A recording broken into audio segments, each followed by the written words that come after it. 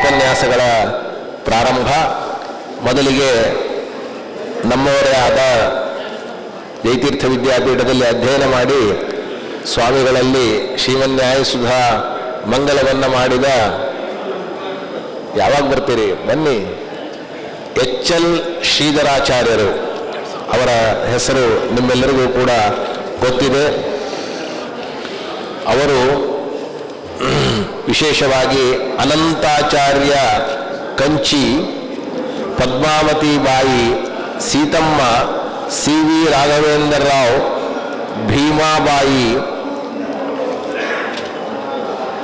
ಭೀಮಾಬಾಯಿ ವೆಂಕಟರಾವ್ ಹಾಗೂ ವರ್ಣಾರಾವ್ ಅರ್ಜುನಗಿ ಇವರ ಸ್ಮಾರಕವಾಗಿ ನಡೆಯುವಂತಹ ಒಂದು ಉಪನ್ಯಾಸ. ಈ ಉಪನ್ಯಾಸವನ್ನು ವಿಶೇಷವಾಗಿ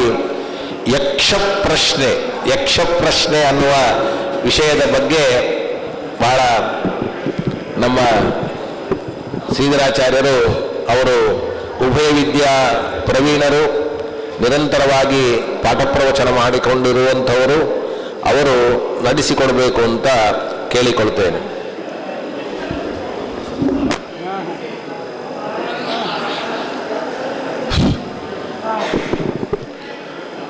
ನಾರಾಯಣಾಯ ಪರಿಪೂರ್ಣ ಗುಣಾರ್ಣವಾಯ ವಿಶ್ವೋದಯ ಸ್ಥಿತಿಲಯೋ ನಿಯತಿಪ್ರದಾಯ ಜ್ಞಾನಪ್ರದಾಯ ವಿಬುಧಾಸುರ ಸೌಖ್ಯ ದುಃಖ ಸತ್ಕಾರಣಾಯ ವಿತತಾಯ ನಮೋ ನಮಸ್ತೆ.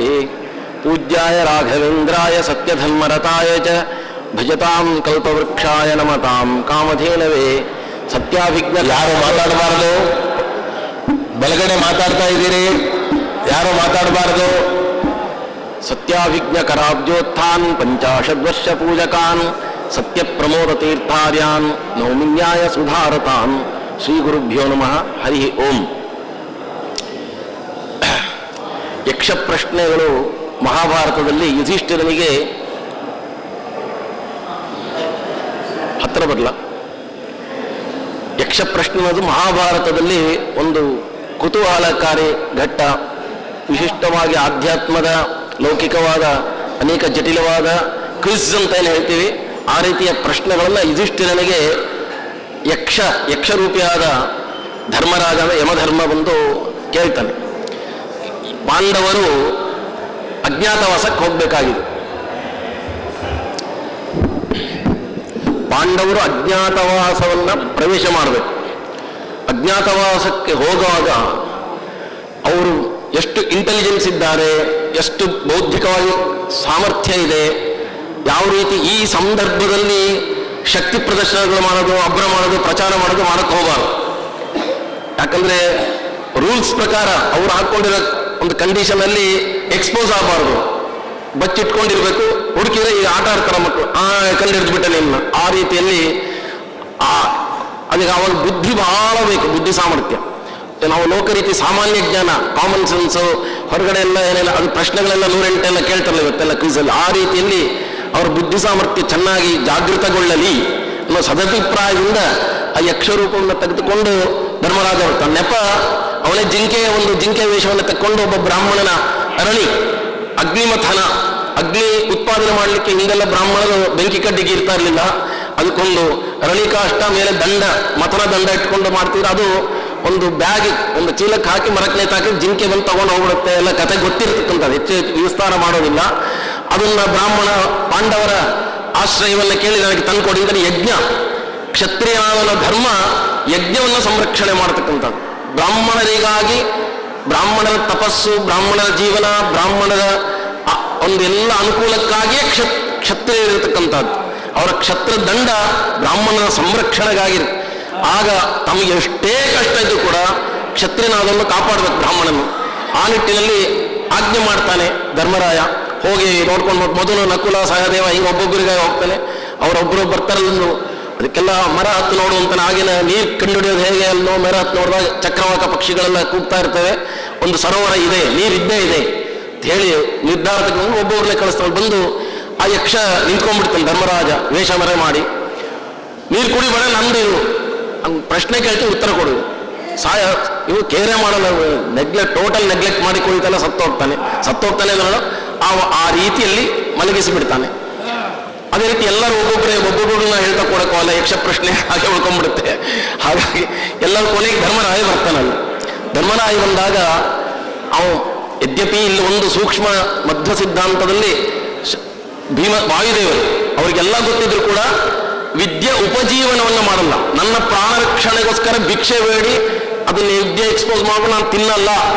ಇದು ಭಾಗವತೋತ್ತಮ ಮಹಾಭಾಗವತ ಧರ್ಮ ಭೀಮಸೇನ ಸಂರಕ್ಷಣೆ ಮಾಡಿಕೊಳ್ಳಿಕ್ಕಾಗಿ ಉತ್ತರ ಕೊಟ್ಟಿಲ್ಲ ವಿನಃ ತಮಗೆ ಅಜ್ಞಾನ ಇದೆ, ಅದ್ರ ಬಗ್ಗೆ ಗೊತ್ತಿಲ್ಲ ಅಥವಾ ಒಂದು ಉದ್ದಟತನ ತೋರಿಸಿ ಮಾಡಿಲ್ಲ ಅಂತಲ್ಲ. ಎಲ್ಲ ಗೊತ್ತಿದ್ದು ಸರ್ವಜ್ಞರು ಸುಮ್ಮನೆ ನೀರು ಕುಡಿದು ಮಲ್ಕೊಂಡಾಗ ಮಾಡಿದ್ರು, ಯಾವ ಪ್ರಭಾವಕ್ಕೇನು ಒಳಗಾಗಿಲ್ಲ.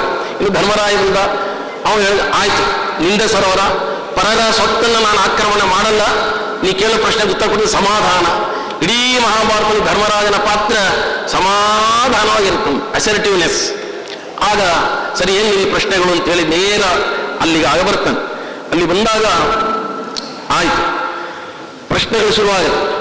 ಕಿಂಚಿದ್ ಆದಿತ್ಯಂ ಉನ್ನಯತಿ ಕೇಚ ತಸ್ಯ ಅಭಿತತ್ಸರಾಹ ಕಶ್ಚೈ ನಮಸ್ತಂ ನಯತಿ ಕಸ್ಮಿಂಶ ಪ್ರತಿಷ್ಠತಿ. ಸೂರ್ಯನನ್ನ ಮೇಲೆ ಎತ್ತಿಟ್ಕೊಂಡಿದ್ದು ಯಾವುದು? ಅವನ ಸುತ್ತ ಎಲ್ಲ ಸಂಚಾರ ಮಾಡತಕ್ಕಂಥವ್ರು ಯಾರು? ಅಸ್ತವನ್ನು ತಂದು ಕೊಡ್ತಕ್ಕಂಥವ್ರು ಯಾರು? ಆದಿತ್ಯ ಎಲ್ಲಿ ಪ್ರತಿಷ್ಠಿತನಾಗಿದ್ದಾನೆ? ಇದು ಒಂದೊಂದು ಒಂದೊಂದು ಗೊಂಚು ಪ್ರಶ್ನೆಗಳು, 4 ಪ್ರಶ್ನೆಗಳ ಒಂದು ಸಮೂಹ ಆ ರೀತಿ ಕೇಳ್ಕೊಂಡು ಹೋಗ್ತಾ ಇರ್ತಾನೆ. ಇದಕ್ಕೆ ಬ್ರಹ್ಮಾದಿತ್ಯಂ ನಯತಿ ದೇವಾತ್ತಸ್ಯಾಭಿತತಶ್ಚರಾಹ ಧರ್ಮಶಾಸ್ತ್ರಂ ನಯತಿ ಧರ್ಮಶ್ಚ ಅಸ್ತಂ ನಯತಿ ಸತ್ಯೇಚ ಪ್ರತಿಷ್ಠತಿ. ಬ್ರಹ್ಮ ಶಬ್ದಗಳ ಮೇಲೆ ಅರ್ಥ ಹೇಳಿ, ಬ್ರಹ್ಮ ಸೂರ್ಯನನ್ನ ಎತ್ತಿ ಹಿಡ್ಕೊಂಡಿದೆ, ದೇವತೆಗಳನ್ನು ಸುತ್ತ ಸಂಚಾರ ಮಾಡ್ತಾರೆ, ಮತ್ತೆ ಧರ್ಮ ಅವನಿಗೆ ಅಸ್ತವನ್ನು ಉಂಟು ಮಾಡುತ್ತೆ. ಆದಿತ್ಯ ಸತ್ಯನಲ್ಲಿ ಪ್ರತಿಷ್ಠಿತನಾಗಿದ್ದಾನೆ, ಈ ಉತ್ತರ ಕೊಡ್ತಾನೆ. ಸಾಮಾನ್ಯವಾಗಿ ಇದನ್ನು ನೋಡಿದಾಗ ಸೂರ್ಯಚಂದ್ರಮ ಸೌದಾತ ಯಥಾಪೂರ್ವಮ ಕಲ್ಪಯತೆ ಅಂತ ಹೇಳಿ ವೇದಗಳಲ್ಲಿದೆ ಪ್ರಮಾಣ. ಬ್ರಹ್ಮ ಅನ್ನೋದಕ್ಕೆ ಸತ್ಯಂ ಜ್ಞಾನಮನಂತಂ ಬ್ರಹ್ಮ, ತದ್ವಿಜಿಜ್ಞಾಸತ್ವ ತದ್ಬ್ರಹ್ಮ ಇತ್ಯಾದಿ ಬ್ರಹ್ಮ ಶಬ್ದ ಭಗವಂತನೇ ನಿಲ್ಲಿಸಿದ್ದಾನೆ, ಇದು ಸಿದ್ಧಾಂತನೇ. ಇಲ್ಲಿ ನಾವು ಭೌತಿಕವಾಗಿ ನೋಡೋದು ಕೂಡ ಸೂರ್ಯ ಅನ್ನೋದು ತೆಗೆದುಕೊಂಡು ಉಪಲಕ್ಷಣವಾಗಿ ಸಮಸ್ತ ಗ್ರಹಗಳು, ಅಂತರಿಕ್ಷದಲ್ಲಿರುವ ಗ್ರಹಗಳು, ಸೂರ್ಯ ಇವೆಲ್ಲವೂ ಕೂಡ ಆಕಾಶದಲ್ಲಿ ಸ್ಥಿರವಾಗಿ ಅದಕ್ಕೆ ನೆಲೆಯಾಗುವಂತೆ ಮಾಡತಕ್ಕಂಥವನು ವಾಯುಕೂರ್ಮ ವಿಷ್ಣುಕೂರ್ಮ ಅನ್ನೋದು ನಮಗೆ ಪುರಾಣಗಳಲ್ಲಿ ಗೊತ್ತಾಗುತ್ತೆ, ಶಾಸ್ತ್ರದಲ್ಲಿದೆ. ಅವುಗಳು ಎಷ್ಟು ಪೊಸಿಷನ್ ಆಗಿದೆ ಅಂದರೆ ನಮ್ಮ ಭೂಮಿನೇ ಅದು ಸ್ಟ್ರೈಟ್ ಇಲ್ಲ, ಒಂದು 7-8 ಡಿಗ್ರೀಸ್ ಟರ್ನ್ ಆಗಿ ಹೀಗೆ ರೌಂಡ್ ಹೊಡಿತು. ಸೂರ್ಯನ ಏನು ಆಕ್ಸಿಸ್ ಇದೆ, ಆ ಸೂರ್ಯನ ಒಂದು ಪ್ಲೇನ್ ಅಂತಾರೆ, ಸೂರ್ಯ ಇರತಕ್ಕಂಥ ಪ್ಲೇನ್ಗೆ ಅದು ಕರೆಕ್ಟ್ ಅದೇ ಪ್ಲೇನಲ್ಲೇ ಅರ್ತ್ ಆ ಭೂಮಿಯ ಒಂದು ಸಮಭಾಜಕ ವೃತ್ತದ ಏನು ಇದು ರೇಖೆ ಇಲ್ಲ, ತಿರುಕೊಂಡಿದೆ. ಅದು ಒಂದು 8 ಡಿಗ್ರೀಸಲ್ಲಿ ತನ್ನಷ್ಟು ತನ್ನ ಅಕ್ಷದಲ್ಲಿ ಸುತ್ತುತ್ತೆ.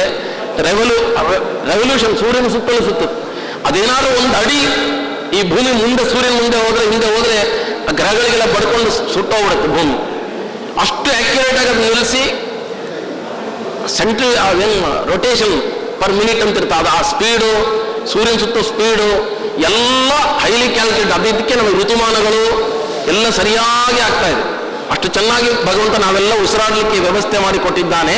ಅದಕ್ಕಾಗಿ ಹೇಳ್ತಾರೆ ಇಲ್ಲಿ, ಯತಶ್ಚೋದೇತಿ ಸೂರ್ಯೋ ಅಸ್ತಂ ಯತ್ರ ಗಚ್ಚತಿ ತಂ ದೇವಾ ಸರ್ವೇ ಅರ್ಪಿತಾಸ್ತದು ನಾಪ್ಯೇತಿ ಕಶ್ಚನ ಏತದ್ವೈತತ್. ಯಾರಿಂದ ಸೂರ್ಯ ಉದಯಿಸ್ತಿದ್ದಾನೆ, ಯಾರಿಂದ ಅಸ್ತಂಗತನಾಗ್ತಾನೆ, ಯಾವನನ್ನ ಕುರಿತು ದೇವತೆಗಳೆಲ್ಲ ಸಂಚಾರ ಮಾಡ್ತಾರೆ, ಅವು ಪರಬ್ರಹ್ಮ, ಅವನು ನಾರಾಯಣ ಅಂತ ತಿಳ್ಕೋ ಹೇಳಿ ವೇದ ಮಂತ್ರದಲ್ಲೇ ಇದಕ್ಕೆ ಉತ್ತರ ಕೊಡಿ. ಬ್ರಹ್ಮ ಅನ್ನೋ ಶಬ್ದಕ್ಕೆ ಇದಿಷ್ಟಿನ ಹೇಳಿದ್ದಕ್ಕೆ ಅದು ಪರಬ್ರಹ್ಮನಾದ ವಸ್ತು ನಾರಾಯಣನ ಅಂತಾನೆ ಅರ್ಥ. ಹೀಗೆ ಅದನ್ನ ಸೂರ್ಯಚಂದ್ರನ ಅವನ ಧರ್ಮ ಅನ್ನತಕ್ಕಂಥದ್ದು ಸೂರ್ಯನಲ್ಲಿ. ದೇವತೆಗಳು ಸೂರ್ಯನನ್ನು ಯಾಕೆ ಸಂಚಾರ ಮಾಡ್ತಾರೆ? ತಾರತಮ್ಯದಲ್ಲಿ ಸೂರ್ಯ ದೇವರು ಕಡಿಮೆ ಅಲ್ಲ ಅಂದ್ರೆ ಸೂರ್ಯಾಂತರ್ಗತನಾದ ದೇಶದ ಸವಿತ್ರ ಮಂಡಲ ಮಧ್ಯವರ್ತಿ ನಾರಾಯಣ ಸರಸಿಯಾಸನಂಗೆ ಆ ಸೂರ್ಯಾಂತರ್ಗತನಾದ ಭಗವಂತನನ್ನ ಉಪಾಸನೆ ಮಾಡ್ತಾ ದೇವತೆಗಳಿಗೆ ನಾನಾ ರೂಪಗಳು, ಆ ಸೂರ್ಯಾಂತರ್ಗತನಾದ ಭಗವಂತನ ಉಪಾಸನೆ ಮಾಡ್ತಾ ಇರ್ತಾರೆ, ಅದಕ್ಕಾಗಿ ಸಂಚಾರ ಮಾಡ್ತಾರೆ ಅಂತ ಹೇಳಿ. ಇನ್ನು ಧರ್ಮ ವಿದುತ್ತಮಃ, ಧರ್ಮವು ಸೂರ್ಯನ ಅಸ್ತಂಗತನಾಗಿ ಮಾಡುತ್ತೆ. ಧರ್ಮ ಶಬ್ದಕ್ಕೆ ಅದು ಪರಮಾತ್ಮನಂತಿದೆ.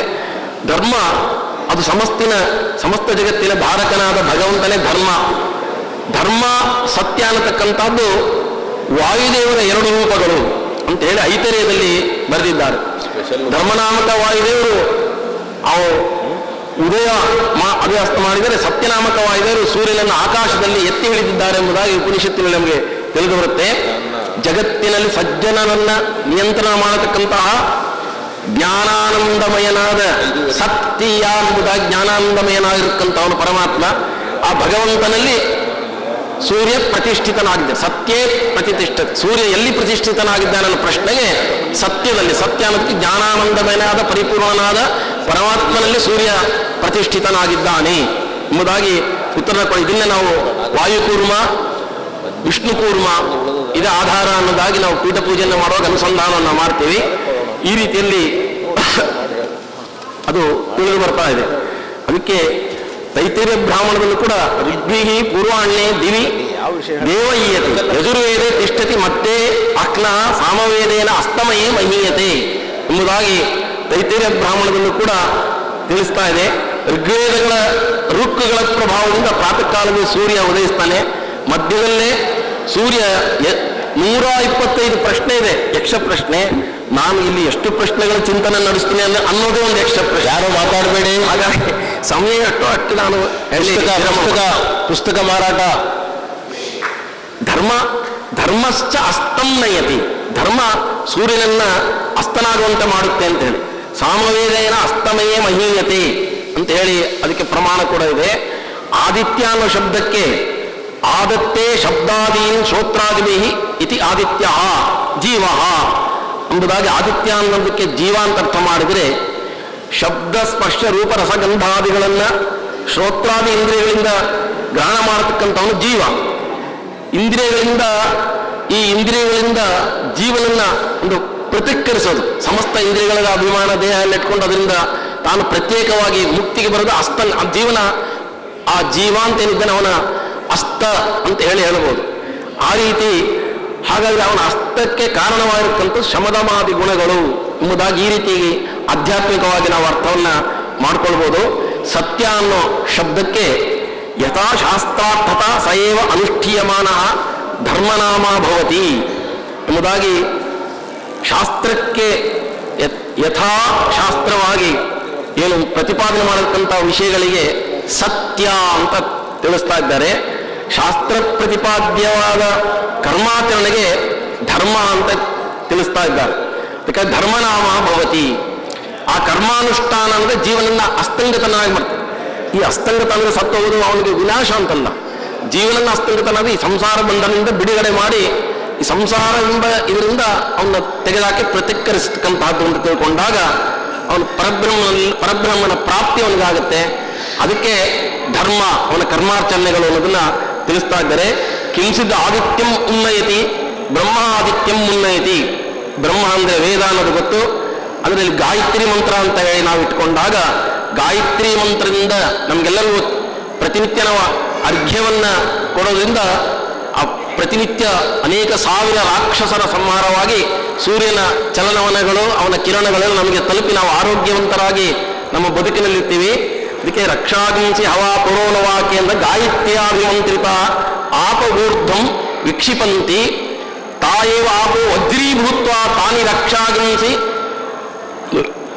ಮಂದೇಹಾರುಣೆ ದ್ವಿಪೇ ಪ್ರಕ್ಷಿಪಂತಿ ಎಂಬುದಾಗಿ ವೇದ ಮಂತ್ರದಲ್ಲಿ ಆ ರಾಕ್ಷಸರ ಸಂಹಾರ ಬ್ರಾಹ್ಮಣರು ಕೊಡತಕ್ಕಂಥ ಅರ್ಘ್ಯ ಮಂತ್ರದಿಂದ ಈ ರೀತಿಯ ಒಂದು ಆಗತ್ಯವನ್ನು ತಿಳಿಸ್ತಾ ಇದೆ. ಹಾಗಾಗಿ ಆಗ ಆದಿತ್ಯಂ ಉನ್ನಯತಿ. ಯಾವುದು ಬ್ರಹ್ಮ ಅಂದ್ರೆ ಗಾಯತ್ರಿ ಮಂತ್ರ ಎಂಬುದಾಗಿ ಹೀಗೆ ಅರ್ಥವನ್ನ ಮಾಡಿಕೊಳ್ಳಬಹುದು. ಸತ್ಯೇನ ವಾಯುರವಾತಿ ಸತ್ಯೇನ ಆದಿತ್ಯೋ ರೋಚತೆ ದಿವಿ ಸತ್ಯಂ ವಾಚಃ ಪ್ರತಿಷ್ಠಾ ಸತ್ಯೇ ಸರ್ವಂ ಪ್ರತಿಷ್ಠಿತಂ ಎಂಬುದಾಗಿ ತೈತರೀಯ ಉಪನಿಷತ್ತಿನಲ್ಲಿ ಸೂರ್ಯನು ಸತ್ಯದಲ್ಲಿ ಪ್ರತಿಷ್ಠಿತನಾಗಿದ್ದಾನೆ ಎಂಬ ಧರ್ಮರಾಜನ ವಾಕ್ಯಕ್ಕೆ ಪ್ರಮಾಣ ಸಿಗ್ತಾ ಇದೆ. ಆದಿತ್ಯ ಅಂದರೆ ಪರಮಾತ್ಮ, ಅದಕ್ಕೆ ಸೂರ್ಯ ಅಂದರೆ ಪರಮಾತ್ಮನಿಗೆ ಹೆಸರು. ಆ ಜ್ಞಾನದಿಂದ ಪರಮಾತ್ಮ ತಿಳಿತಾ ಇದ್ದಾನೆ. ಅದಕ್ಕೆ ಜ್ಞಾನವಿಲ್ಲದೆ ಮೋಕ್ಷವಿಲ್ಲ. ನೈಜ್ಞಾನೇನ ಸದೃಶಂ ಪವಿತ್ರ ಇಹ ವಿದ್ಯತೆ. ಇವಾಗ ಸ್ವಧರ್ಮದಲ್ಲಿ ಯಾವಾಗಲೂ ಸೂರ್ಯ ಪ್ರಕಾಶನಾಗಿರ್ತಾನೆ ಅಂತ ಹೇಳಿ ಈ ರೀತಿಯಾಗಿ ಒಟ್ಟು ಮೊದಲ ಒಂದು 4 ಪ್ರಶ್ನೆಗಳಿಗೆ ಧರ್ಮರಾಜ ಯಥೋಚಿತವಾಗಿ ಉತ್ತರವನ್ನು ಕೊಡ್ತಾನೆ. ಮುಂದೆ ಯಕ್ಷ ಪ್ರಶ್ನೆ ಮಾಡ್ತಾ ಇದ್ದಾನೆ. ಕೇನಸ್ಸುನ್ ಶ್ರೋತ್ರಿಯೋ ಭವತಿ ಕೇನಸ್ಸುನ್ ನಿಂದತೆ ಮಹತೆ ಕೇನಸು ದ್ವಿತೀಯವಾನ್ ಭವತಿ ರಾಜನ್ ಕೇನಚ ಬುದ್ಧಿಮಾನ್. ಹೇ ಯುಧಿಷ್ಠಿರ, ಮನುಷ್ಯ ಯಾವುದರಿಂದ ಶ್ರೋತ್ರಿಯನಾಗ್ತಾನೆ, ಯಾವುದರಿಂದ ಮಹಾವಸ್ತುವನ್ನು ಪಡಿತಾನೆ, ಮಹತೆ, ಯಾವುದರಿಂದ ದ್ವಿತೀಯ ರೂಪವುಳ್ಳವನಾಗ್ತಾನೆ, ಯಾವುದರಿಂದ ಬುದ್ಧಿವಂತನಾಗ್ತಾನೆ ಅಂದಾಗ ಯುಧಿಷ್ಠಿರ ಶ್ರುತೇನ ಶ್ರೋತ್ರಿಯೋ ಭವತಿ ತಪಸಾ ವಿಂದತೆ ಮಹತೆ ಧೃತ್ಯ ದ್ವಿತೀಯವಾನ್ ಭವತಿ ಬುದ್ಧಿಮಾನ್ ವೃದ್ಧ ಸೇವೆಯ. ವೇದಾಧ್ಯಯನವನ್ನು ಮಾಡೋದರಿಂದ ಶ್ರೋತ್ರಿಯನಾಗ್ತಾನೆ, ತಪಸ್ಸಿನಿಂದ ಮಹತ್ವವನ್ನು ಪಡಿತಾನೆ, ಧೈರ್ಯದಿಂದ ಎರಡನೇ ರೂಪವುಳ್ಳವನಾಗ್ತಾನೆ, ವೃದ್ಧರ ಸೇವೆಯಿಂದ ಬುದ್ಧಿವಂತನಾಗ್ತಾನೆ. ಎಷ್ಟು ಮಹತ್ವ ಇವತ್ತಿನ ಎಜುಕೇಷನ್ಗೆಲ್ಲ ಕಾಲೇಜು ಸ್ಕೂಲ್ಗಳೆಲ್ಲ ಇದನ್ನ ಹೇಳಿಕೊಡ್ಬೇಕು. ಈ ತತ್ವಗಳೇ ಹೊರಟೋಗಿದೆ. ಅವ್ರು ಬುದ್ಧಿವಂತನಾಗ್ಲಿಕ್ಕೆ ಏನೇನೋ ಪ್ರೋಸೆಸ್ ಮಾಡ್ತಾರೆ. ಇಲ್ಲಿ ಬಹಳ ಸುಲಭವಾಗಿ ಮಹಾಭಾರತ ಜೊತೆ ವೃದ್ಧರ ಸೇವೆಯಿಂದ ಬುದ್ಧಿವಂತನಾಗ್ತಾನೆ. ಅದಕ್ಕಾಗಿ ಶ್ರೋತ್ರಿಯ ಅನ್ನೋ ಶಬ್ದಕ್ಕೆ ಶ್ರೋತ್ಯ ಛಂದೋಧೀತೆ, ವೇದಾಧ್ಯಯನವನ್ನು ಮಾಡಿದವನು ಶ್ರೋತ್ರಿಯ ಅಂತ ಹೇಳಿ ಸ್ಪಷ್ಟವಾಗೇ ಇರಬೇಕಾದ್ರೆ ಯಾವುದರಿಂದ ಶ್ರೋತ್ರಿಯ ಅಂತ ಯಾಕೆ ಕೇಳಿದ್ರೆ ಏನು ಕಾರಣ ಏನಿದೆ ಅಂತಂದ್ರೆ, ವೇದಾಧ್ಯಯನ ಮಾತ್ರದಿಂದಲೇ ಶ್ರೋತ್ರಿಯನಾಗೋದಿಲ್ಲ ಅಂತಾನೆ ಯಕ್ಷನ ಮನಸ್ಸಲ್ಲಿರೋದು ನಿಜವಾಗಿ ಏನು ಅಂತ ಹೇಳಿ. ಅದಕ್ಕಾಗಿ ಶ್ರುತೇನ ಶ್ರೋತ್ರಿಯೋ ಭವತಿ, ವೇದಾಧ್ಯಾಯಿಯಾದ ಶ್ರೋತ್ರಿಯನು ಶ್ರುತೇನ ಆಚಾರ್ಯ ಮುಖಾತ್ ವೇದಾರ್ಥ ಅವಧಾರಣೇನ ಎಂಬುದಾಗಿ ನಾವು ಸಮುತ್ಪಾಣಿಗಳಾಗಿ ಸಾಷ್ಟಾಂಗ ನಮಸ್ಕಾರ ಮಾಡಿ ಗುರು ಶುಶ್ರೂಷೆಯಿಂದ ಅವರ ಪ್ರಸನ್ನರಾದ ಗುರುಗಳ ಅವರ ಮುಖವನ್ನು ನಮ್ಮ ಮುಖದಲ್ಲಿ ನೋಡಿಕೊಂಡು ಪ್ರೀತಿಯಿಂದ ವಿದ್ಯೆಯನ್ನು ಕಲಿಸಿಕೊಟ್ರೆ ಮಾತ್ರ ನಮಗೆ ಅದರಿಂದ ಮುಕ್ತಿ ಆಗ್ತದೆ ವಿನಃ ನಾನೇ ಕೂತ್ಕೊಂಡು ಹೋಗ್ಬಿಡ್ತೀನಿ, ವೇದಗಳು ಹೇಳ್ಬಿಡ್ತೀನಿ, ವೇದಾಧ್ಯಯನ ಮಾಡಿಬಿಟ್ಟೆ ಅಂತ ಆಗೋದಿಲ್ಲ. ಅದಕ್ಕಾಗಿ ಆಚಾರ್ಯ ಮುಖ ವೇದಾರ್ಥ ಅವಧಾರಣೇನ ಶ್ರುತೇನ ಅನ್ನೋದಕ್ಕೆ ಇದೇ ಅರ್ಥ. ಅದರಿಂದಾಗಿ ಅವನು ಶ್ರೋತ್ರಿಯನಾಗ್ತಾನೆ. ಎರಡನೇ ಪ್ರಶ್ನೆಗೆ ಉತ್ತರ ತಪಸಾ ವಿಂದತೆ ಮಹತೆ. ಮಹತ್ ಅಂದ್ರೆ ಬ್ರಹ್ಮ, ಅನೋರಣೀಯಾನ್ ಮಹತೋ ಮಹೀಯಾನ್.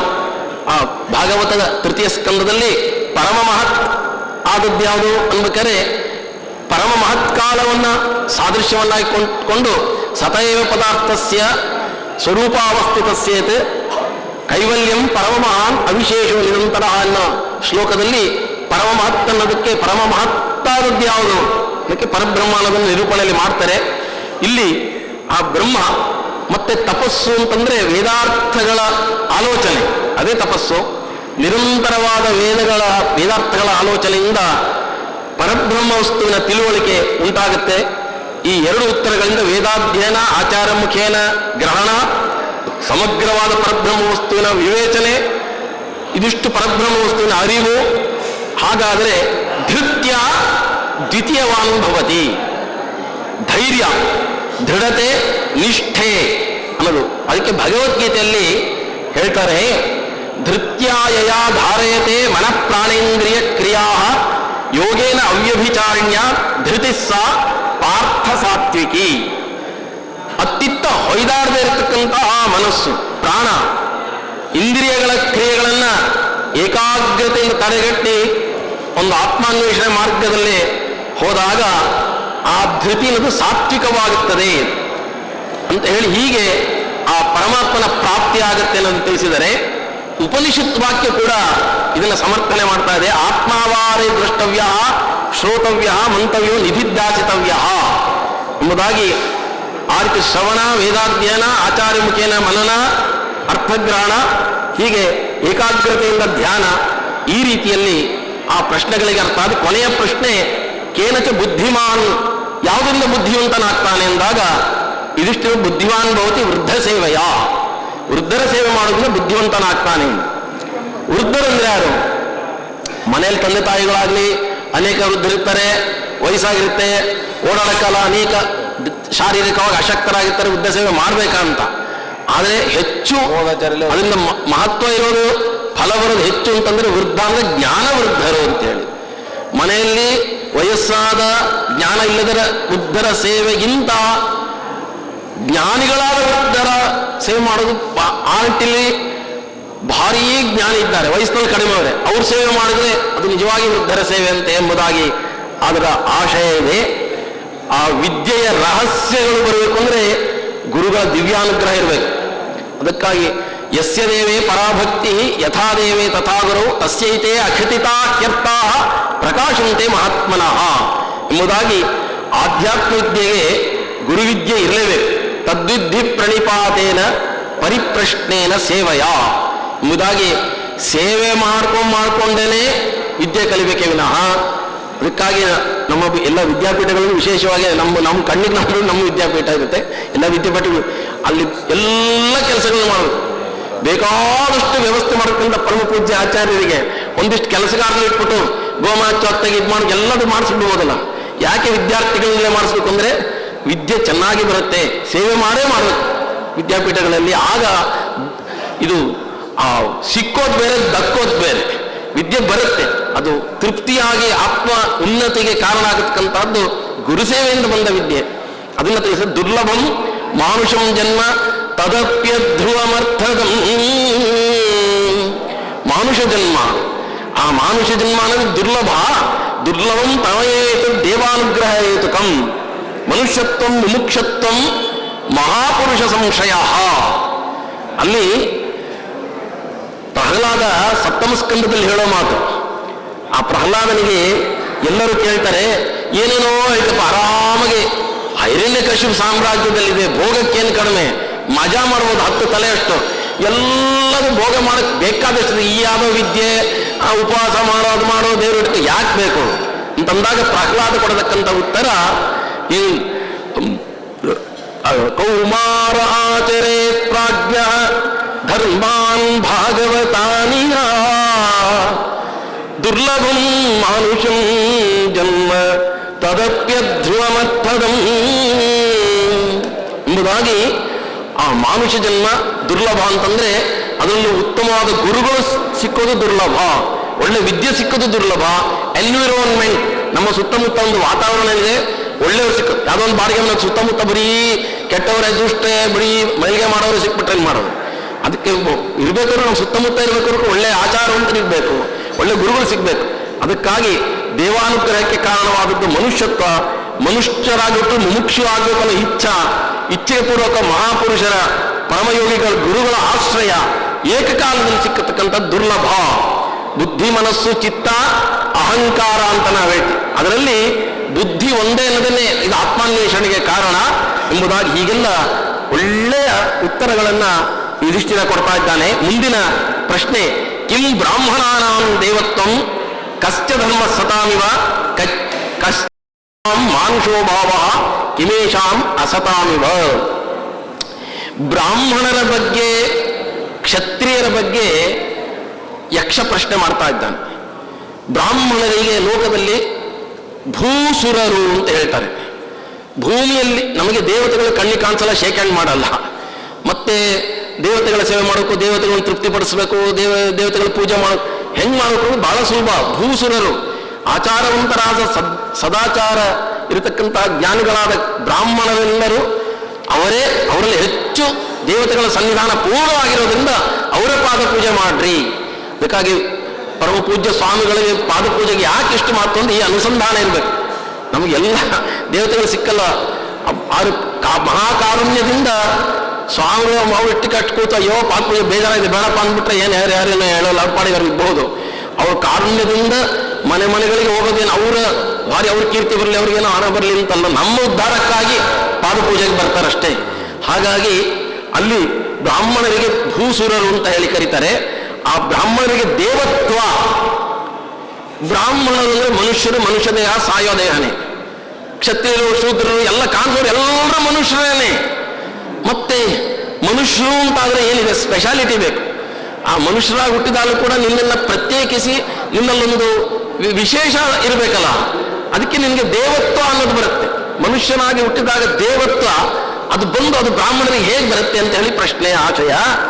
ಮತ್ತೆ ಸಜ್ಜನರೆಲ್ಲರೂ ಏನಿದ್ದಾರೆ ಅವರಿಗೆ ಸಮವಾದ ಕಾರ್ಯ ಬ್ರಾಹ್ಮಣನಿಗೆ ಯಾವುದು? ಸತಾಮಿವ ಕಷ್ಟ ಧರ್ಮ. ಈಗ ಬ್ರಾಹ್ಮಣ ಅಂದ್ರೆ ಮನುಷ್ಯನ ಹಾಗೆ ಇರ್ತಾನೆ, ಆ ಮಾನುಷ ಭಾವ ಯಾಕೆ ಬರುತ್ತೆ ಅಂತ ಕೇಳ್ತಾನೆ. ಮನುಷ್ಯ ಅಂದ್ರೆ ಮನುಷ್ಯ ಭಾವ ಇದ್ದೇ ಇರುತ್ತೆ ಅಲ್ಲ, ಅವನಿಗೆ ವಿಶೇಷವಾಗಿ ದೇವತ್ವ ಅನ್ನೋ ಒಂದು ಗುಣ ಇದೆ. ಅವನು ಆರ್ಡನರಿ ಮನುಷ್ಯತ್ವ ಬಂದ್ಬಿಡ್ತಲ್ಲ ಯಾಕೆ ಅಂತ ಹೇಳಿ ಪ್ರಶ್ನೆ, ಆಶಯ. ಮತ್ತೆ ಅಸತ್ಕಾರ್ಯಗಳು, ದುಷ್ಟ ಕಾರ್ಯಗಳೆಲ್ಲ ಮಾಡ್ತಾ ಇರ್ತಾರೆ, ಜನರಲ್ಲಿ ಎಲ್ಲರೂ ಮಾಡ್ತಾ ಇರ್ತಾರೆ. ಆದರೆ ಬ್ರಾಹ್ಮಣ ಮಾಡತಕ್ಕಂಥ ಬ್ರಾಹ್ಮಣ ಯಾರು ಮಾಡಿಬಿಟ್ರೆ ಅದು ಬ್ರಾಹ್ಮಣಿಗೆ ಅಸತ್ತಪ್ಪ ಅದು ಅಂತ ಹೇಳಿದ್ರೆ ಯಾವುದು ಅಂತ ಹೇಳಿ ಪ್ರಶ್ನೆಯ ಆಶಯ. ಅದಕ್ಕಾಗಿ ಬ್ರಾಹ್ಮಣನಿಗೆ ವೇದಾಧ್ಯಯನ, ಸ್ವಾಧ್ಯಾಯ ಅದೇ ದೇವತ್ವವನ್ನು ತಂದುಕೊಡುತ್ತೆ. ಹುಟ್ಟಿದಾಗ ಬ್ರಾಹ್ಮಣರ ಮಗನಾಗಿ ಹುಟ್ಟಿಬಿಟ್ರೆ ಆಗೋದಿಲ್ಲ. ಆಯ್ತಪ್ಪ 8 ವರ್ಷಕ್ಕೆ ಮುಂಜು ಮಾಡಿದ್ರು, ಆಗ ದ್ವಿಜ ಅಂತ ಕರೀತಾರೆ, ಆಗಲೂ ಬ್ರಾಹ್ಮಣನ ಆಗಲ್ಲ. ನಿಜವಾಗಿ ಮುಂಜಿ ಮಾಡಿದ ತಕ್ಷಣ ಬ್ರಾಹ್ಮಣನ, ಯಾಕಂದ್ರೆ ಎಷ್ಟೋ ಜನ ಮುಂಜಿ ಮಾಡ್ಕೊಂಡು ಗಾಯತ್ರಿನೇ ಮಾಡೋದಿಲ್ಲ. ಹಾಗಾದರೆ ವೇದಾಧ್ಯಯನ ಅದು ಬ್ರಾಹ್ಮಣತ್ವ ದೇವತ್ವವನ್ನು ಕೊಡ್ತಾ ಇದೆ. ಮರಣ, ಅದಕ್ಕೆ ಮರಣಂ ಮಾನುಷೋ ಭಾವ. ಮರಣ ಅಂತಂದ್ರೇನು? ಈಗ ಎಲ್ಲ ಬ್ರಾಹ್ಮಣರೆಲ್ಲ ಇರ್ತಾರೆ, ಸತ್ತೇ ಸಾಯ್ತಾರೆ, ಮತ್ತೆ ಅವರಿಗೆ ಭೂಸುರ ದೇವತ್ವ ಅನ್ನೋದು ಹೋಗ್ಬಿಡುತ್ತಲ್ಲ. ಏನು ವಿಶೇಷ ನೀವು ಹೇಳೋದು ಅಂತಂದ್ರೆ, ಈ ಮರಣ ಅಂದಾಗ ನೀಚತ್ವದ ಅನುಸಂಧಾನ ಒಳಗಡೆ ನೋವು, ಅಭಿಮಾನ ತುಂಬಿದ ನೋವು ಅನ್ನೋದು ಇದ್ದಾಗ ಅದು ಮರಣ ಅನ್ನೋ ಅರ್ಥದಲ್ಲಿ ಹೊರತು ಯಾರಿಗೆ ದೇಹಾಭಿಮಾನ ಇರಲ್ಲ, ಚೆನ್ನಾಗಿ ಜ್ಞಾನಿಯಾಗಿರ್ತಾನೆ, ವಿರಕ್ತನಾಗಿರ್ತಾನೆ, ಅವನಿಗೆ ದೇಹ ತ್ಯಾಗ ಮಾಡುವಾಗ ನೋವೇ ಆಗಲ್ಲ. ಅದು ಅವನಿಗೆ ನಿಜವಾಗಿ ಅವನಿಗೆ ಆ ರೀತಿಯಲ್ಲಿ ಮರಣ ಅಲ್ಲ. ಆ ನಿಟ್ಟಿನಲ್ಲಿ ಮರಣ ಯಾವುದು ಅಂತಂದಾಗ ಆ ಮನುಷ್ಯ ಭಾವ, ಮರಣವೇ ಮನುಷ್ಯ ಭಾವ ಅಂತ ಹೇಳಿ ಹಂಗೆ ಉತ್ತರ ಕೊಡ್ತಾ ಇದ್ದಾನೆ. ಅವರು ಪರನಿಂದೆ, ಈ ಬ್ರಾಹ್ಮಣರಿಗೆ ಯಾವ ಕೆಲಸವು ಕೆಟ್ಟದ್ದು ಅಂತ ಕರೀತಾರೆ ಅನ್ನೋ ಪ್ರಶ್ನೆಗೆ ಪರನಿಂದೆ ಅಂತ ಹೇಳ್ತಾನೆ. ಇದ್ದಿಟ್ಟು ಪರನಿಂದೆ ಬೇರೆ ಬೇರೆ ಜಾತಿಗಳು, ಬೇರೆ ವರ್ಣಗಳು ಯಾರ್ಯಾರು ಮಾಡಿಕೊಂಡ್ರು ಕೂಡ ವಿಶೇಷವಾಗಿ ಬ್ರಾಹ್ಮಣನಾದವನು ಪರನಿಂದೆಯನ್ನ ಮಾಡಬಾರದು. ಅದಕ್ಕಾಗಿ ಹೇಳ್ತಾನೆ, ಬಂಧುಗಳು ಎನಗಿಲ್ಲ. ಒಬ್ಬ ಜೀವ ತುಂಬಾ ನೋವಾಗದೆ ಯಾವಾಗ, ಅವನು ಹಸಿವೆ ಇದ್ರೆ ನೋವಾಗಲ್ಲ, ಬಡತನ ಇದ್ರೆ ನೋವಾಗಲ್ಲ, ಯಾವ ಸಂದರ್ಭ ನೋವು ಆಗೋದಿಲ್ಲ. ಬೇರೆಯವರು ನಿಂದನೆ ಮಾಡಿದಾಗ ಎಷ್ಟು ನೋವಾಗುತ್ತೆ ಮನಸ್ಸಿಗೆ. ಅದಕ್ಕಾಗಿ ಬಂಧುಗಳು ಎನಗಿಲ್ಲ, ಬದುಕಿನಲ್ಲಿ ಸುಖ ಇಲ್ಲ, ನಿಂದೆಯಲಿ ನೊಂದೆಲೈ ನೀರಜಾಕ್ಷ. ತಂದೆ ತಾಯಿಯು ನೀನೆ, ಬಂಧು ಬಳಗವು ನೀನೆ, ತಂದೆ ತಾಯಿಯು ನೀನೆ, ಬಂಧು ಬಳಗವು ನೀನೆ, ಎಂದೆಂದಿಗೂ ನಿನ್ನ ನಂಬಿದೇನು ಶ್ರೀಕೃಷ್ಣ. ಕಂಡು ಕಂಡು ನೀಯನ್ನ ಕೈ ಬಿಡುವರೇ ಕೃಷ್ಣ, ಪುಂಡರೀಕಾಕ್ಷ ಶ್ರೀ ಪುರುಷೋತ್ತಮ ಎಂಬುದಾಗಿ ಪರನಿಂದೆ. ನಮ್ಮ ನಿಂದೆಯಲ್ಲಿ ನೊಂದನಿ, ಅವ್ ನಿಂದೆಯಲ್ಲಿ ನೊಂದ್ರೆ ನಿನಗೇನಾಗ್ತಂದ್ರೆ ಅವನು ಆ ಬ್ರಾಹ್ಮಣನಾದವನು, ವಿಶೇಷವಾಗಿ ಬ್ರಾಹ್ಮಣ ಅಂತ ಬ್ರಾಹ್ಮಣರ ಬಗ್ಗೆ ಪ್ರಶ್ನೆ ಮಾಡ್ತಾನೆ. ಅವನು ಅಷ್ಟು ತಪಶ್ಚರಣೆಯಲ್ಲಿದ್ದಾಗ ಅವನಿಗೆ ನೋಯಿಸಿದ್ರೆ ಒಳಗಡೆ ಪರಮಾತ್ಮ ಎದ್ದು ಬಿಡ್ತಾನೆ.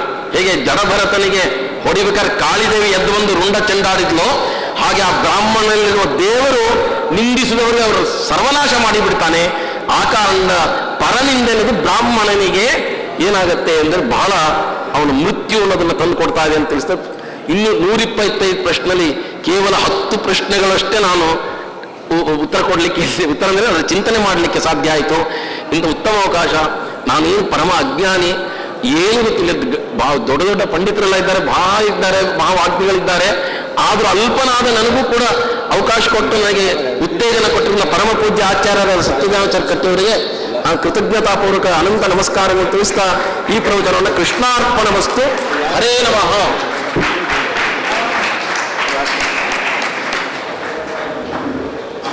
ರಾದ ಶ್ರೀಧರಾಚಾರ್ಯ ಎಚ್.ಎಲ್. ಅವರು ಯಕ್ಷ ಪ್ರಶ್ನೆಯ ಬಗ್ಗೆ ತುಂಬ ಸುಂದರವಾದ ವಿವರಣೆಯನ್ನು ನೀಡಿದ್ದಾರೆ.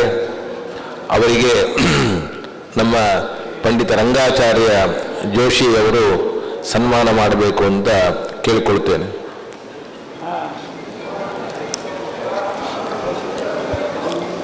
ಎರಡು ವಿಶೇಷ ಉಪನ್ಯಾಸಗಳು ಇದೆ.